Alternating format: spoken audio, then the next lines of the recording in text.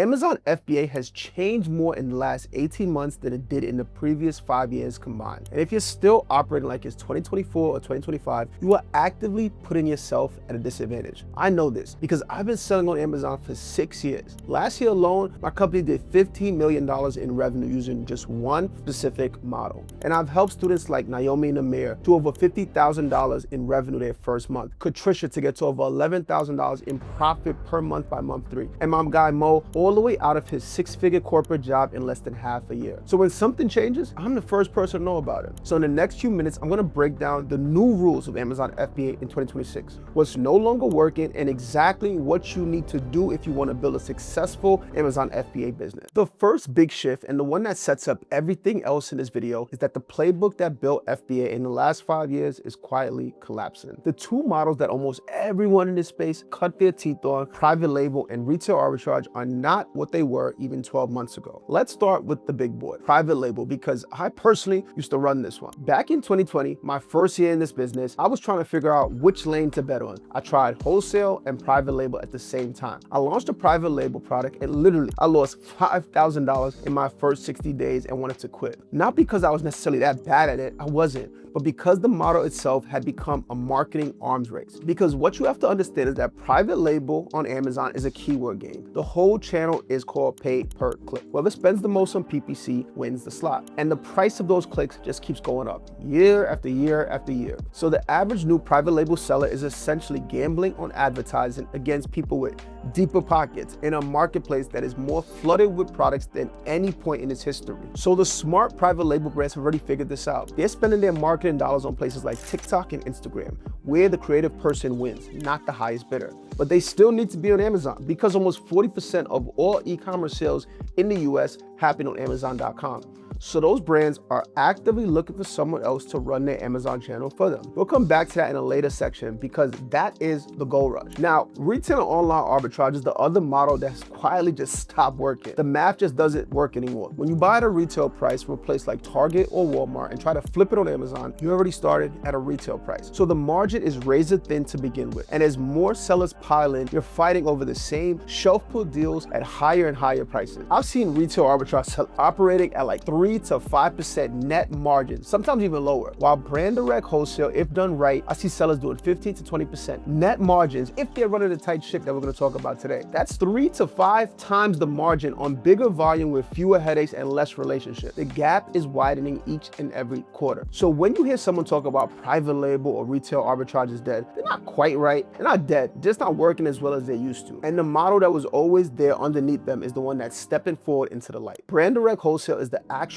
gold rush that's happening on Amazon right now. And almost nobody on YouTube is talking about it because most of YouTube is still selling the old playbook back to the market that's already moved on. The data on this is absolutely wild. Amazon is still growing by over 11% each and every year, and resellers are still taking up about 55% of the daily sales happening on the platform. So the marketplace is bigger than it's ever been, and resellers are more important than they've ever been. The shift isn't that resellers are dying. The shift is a different kind of reseller is winning. And the new resellers that are winning aren't hunting for product. They're hunting for brand partnership. So you want to stop asking, what should I sell? And instead ask, which brands need better Amazon partner? Because most small and mid-sized brands have nobody actively running their Amazon channel for them. They have a listing up. They might have a few resellers showing up uninvited and undercutting them on the price. They don't have someone whose job it is to solely grow their Amazon revenue. That seat is open at thousands of brands right now. So the seller who shows up and offers to fill it is in a totally different conversation and bracket from the one that's trying to find the next viral hot trending product. And I know this works because we have a student close the deal with a brand that does $28 million per month on Amazon. Now, to be clear, he did not get the whole brand.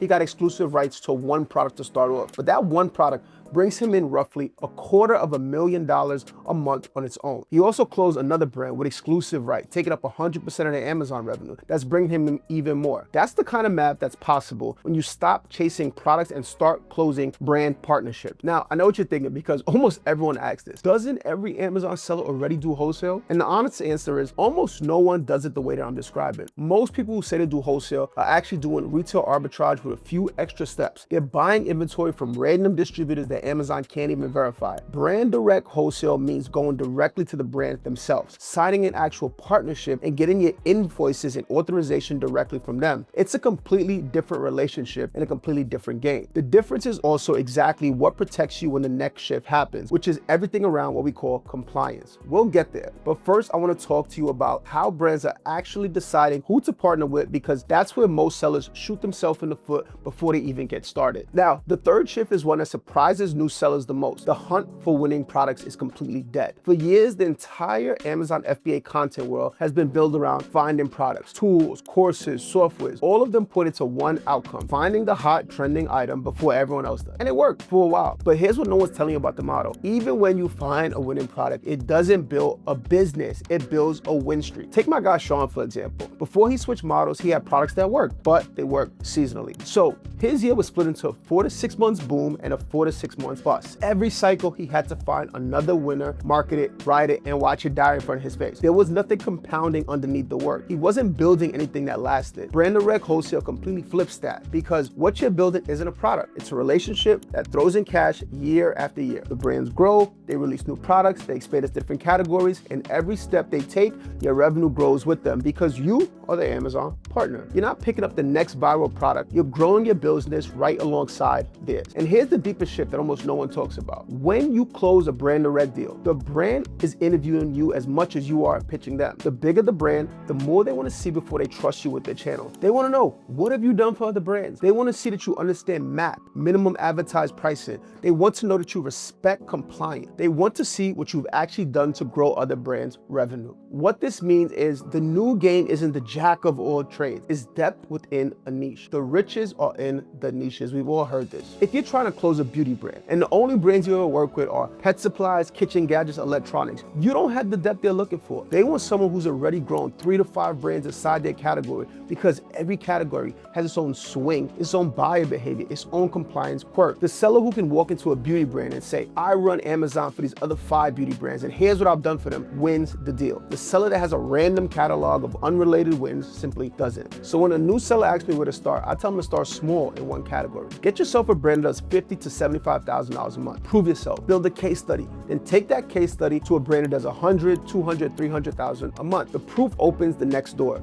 That's the model. Not chasing products, building depth, brand by brand in a single lane. Now, once you understand this, the entire question of what product should I sell just disappears. The question becomes, which brands in my niche need a better Amazon partner, and how do I become the obvious choice for them? This is the shift that flips the whole industry on its head, and it's the one new sellers struggle to wrap their head around. Brands now need you more than you need them. For the last decade, the average Amazon FBA seller's mindset was, how do I get a brand to let me sell their product? The whole game was begging for permission, beg for an account, beg Amazon for ungating, and beg distributors for invoices. The seller was a supplicant and the brand had all the power. But the dynamic flipped, and it's happened quietly enough that most of the marketplace hasn't even caught up to it yet. The successful ones are building their brand on places like TikTok, Instagram, their own website, or retail partnerships. That's where most of their team's energy goes. Amazon is just one channel they have to be present on, because 37% of all e-commerce sales happen there. They have to be on the shelf, but they don't have the bandwidth, the expertise, or honestly even the desire to actually run the channel themselves. So what do they need? They need someone to come in and operate the Amazon listing for them, to control the listing, manage compliance, handle the inventory, defend against unauthorized sellers, and grow the revenue, while they spend their time and money building the brand on channels that build LTV, lifetime value. That's where you come in. You're not a buyer trying to flip their product. You're a partner taking a problem off their plate and turning it into real revenue growth. The other thing that brands need that almost no other seller talks about is cash. Brands have to fund their inventory cycle, their marketing, their research and development all at once. When you commit to a wholesale order, you are essentially front loading the capital for them. You're paying them today for inventory they otherwise be sitting on. That cash flow is genuinely valuable to a growing brand, and it's the other reason that makes the relationship work for them. This is why the way you reach out to brands has to change too. If your outreach says something like this, hey, I would love to open a wholesale account with you. you're competing with every other reseller who's emailing them the exact same thing each and every week. If your outreach reads, I help beauty brands scale to multiple 6 figures a month on Amazon by running their listings, protecting their brand from an unauthorized seller, and adhering to MAP policy. Now, you're a partner, not just a random buyer. That single shift is the biggest difference between sellers who close brand deals and the ones that consistently get rejected. Also, and honestly probably most important, is you want to make sure you're emailing the right person, not support or info at insertrandombrandwebsite.com. The decision maker, the owner, the CEO, the CMO, the sales lead. Now, we use AI tools to find the decision maker actual email addresses. That single change in who you're emailing changes the response rate completely. In our business, we aim for over 30% open rates on those outreach emails and 3 to 5% positive response rate from the people we send it to. Hit those numbers and you're going to be closing 1 to 2 profitable brand direct deals for every 100 emails you send out. The math compounds pretty fast. So once you internalize that brands need you, the entire dynamic shifts. You stop chasing, you start qualifying, and the right brands start saying yes. Now, here's the rule that's quietly killing more FBA businesses than any other, and almost no one is talking about it. Cash flow and compliance decides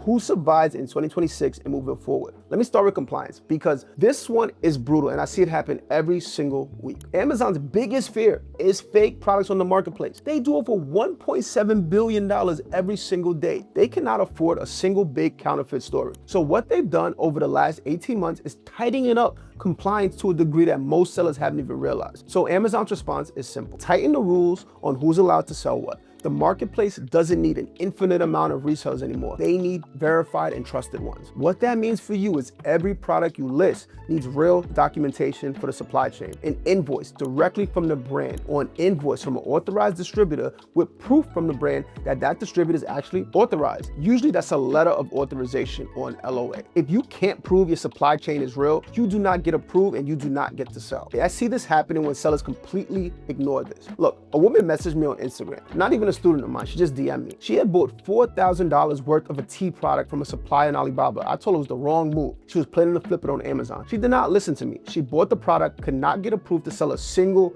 unit. That product was sitting in her garage for months while I created a game plan for her to get rid of it. That's $4,000 sitting there wasting because the supplier wasn't a verified source. Even crazier than that, I've also watched a multi-7-figure per month Amazon FBA business get shut down because they were buying from unauthorized sources. They were running a great business, smart sourcing tactics, doing real volume. None of that mattered because Amazon flagged their supply chain, hit them with what we call a Section 3, which is essentially a category level account suspension. Held their inventory, held their cash, and forced them to file disputes to try to even get their own money back. So the lesson is, your supply chain is your business. The brand direct model isn't just a higher profit margin model, even though it is part. It's the only model in 2026 where you can prove your supply chain end to end and never have to worry about what Amazon's gonna do next. That is compliant. The other half of this rule is what we call cash flow. Now, Amazon for new sellers holds a longer reserve than they used to, which increases your inventory cycle. The smart sellers I see surviving and scaling all run with about 60 to 90 days of inventory, cash or credit on hand. They have real entity.